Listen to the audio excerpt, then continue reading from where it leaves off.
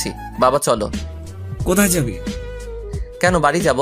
কারণ এই কলেজে আর আমার জায়গা নাই। তখন আব্বু স্যারকে অনুরোধ করে বলল, স্যার প্লিজ আমার ছেলেকে আর একটা সুযোগ দিন। আমার ছেলে যতই খারাপ হোক না এই কাজটা করতেই পারে না। আপনার ছেলে কেমন তা আমাদের জানা হয়ে গেছে, যেমন ছেলে তেমন বাবা। বাবাকে অপমান হতে দেখে আর চুপ থাকতে পারলাম না।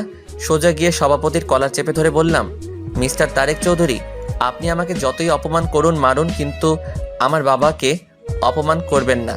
তারপর প্রিন্সিপাল এসে আমাদের ছাড়িয়ে নিয়ে তারপর আমার আব্বুকে বলল, এই যে মিস্টার, আজকের পর থেকে যেন আপনাকে আর আপনার ছেলেকে এখানে আর না দেখি, এখনই বেরিয়ে যান। আব্বু চলো। তখন তারেক চৌধুরী বলল, তোকে আমি দেখে নিব। যত পারিস দেখে নিস। তারপর আর কথা না বলে বাবাকে বাহিরে এনে ক্লাসে গিয়ে স্যারের অনুমতি নিয়ে ক্লাসে ঢুকে বইগুলো নিয়ে বাহিরে চলে যাব।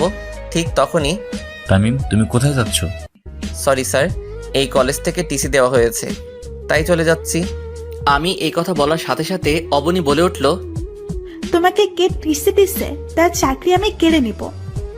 সরি ম্যাডাম, আমরা গরিব হতে পারি কিন্তু কারো দয়া নিয়ে বেঁচে থাকতে চাই না।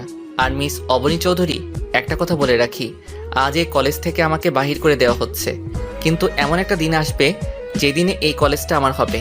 সেই দিন দেখব তারেক চৌধুরী সভাপতিত্ব কোথায় থাকে। It's my challenge, Mrs Abani Chowdhury. Sir দোয়া করবেন। দোস্ত, আমাকে তোর দোয়া করিস। এই বলে ক্লাস থেকে বাহির হয়ে সোজা বাবাকে নিয়ে বাড়িতে চলে আসলাম। কিন্তু এতেই কি তামিমের বিপদ শেষ, নাকি সামনে আরও বড় বিপদের সম্মুখীন হবে? তামিম কি আদৌ জানে যে আরও বড় বিপদের সম্মুখীন হতে হবে? অন্যদিকে অবনীকে নীলা বলল, দোস্ত, ওই খ্যাত এগুলো কি বলে গেল? আমি কিছুই বুঝতেছি না, তামিমকে কে টিসি দিছে? কিন্তু প্রিন্সিপাল স্যার ছাড়া আর কে করবে? আজ ওই প্রিন্সিপালের চাকরি আমি নিয়ে ফেলবো। তার সাহস হয় কি করে আমার কলেজাকে কলেজ থেকে টিসি দেওয়ায়? তুই কি তামিম মানে ওই খ্যাতকে ভালোবাসিস?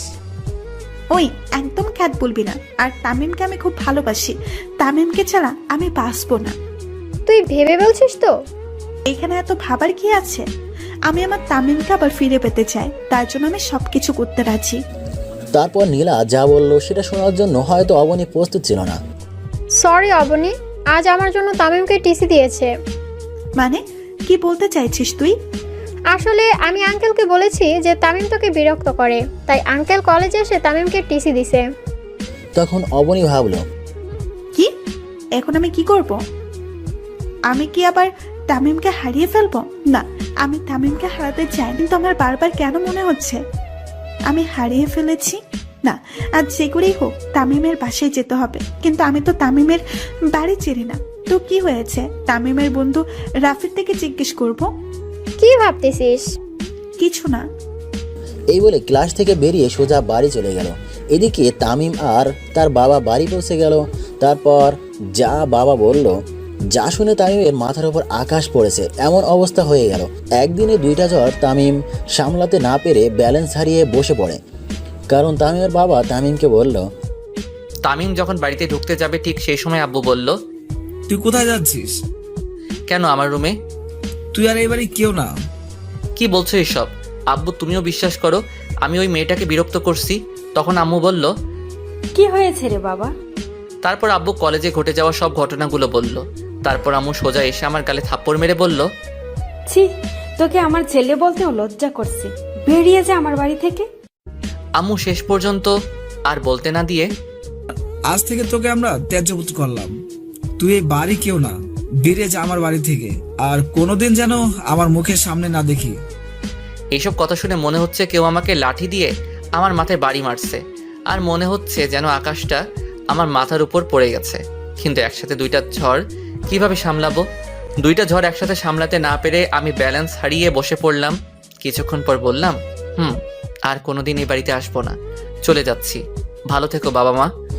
অন্যদিকে অবনী নীলা তামিমের বাড়িতে গেল তামিমের খোঁজে। কিন্তু অবনী আদৌ জানে না যে সে তামিমকে হারিয়ে ফেলতে চলেছে। কিন্তু অবনী হাসি মুখিয়ে তামিমের বাড়িতে ঢুকলে তামিমের আম্মু বলল, তোমরা কারা মামনি? আমি অপনি। আন্টি তামিম আছে? তামিম তো অনেক আগে এ বাড়ি ছেড়ে চলে গেছে। কি? তামিম কোথায় গেছে? আন্টি আমি যে তামিমকে খুব ভালোবাসি। কিন্তু ও তো কোনোদিন বলেনি যে ও কাউকে পছন্দ করে। আমার ভুলের জন্য তামিমের আজ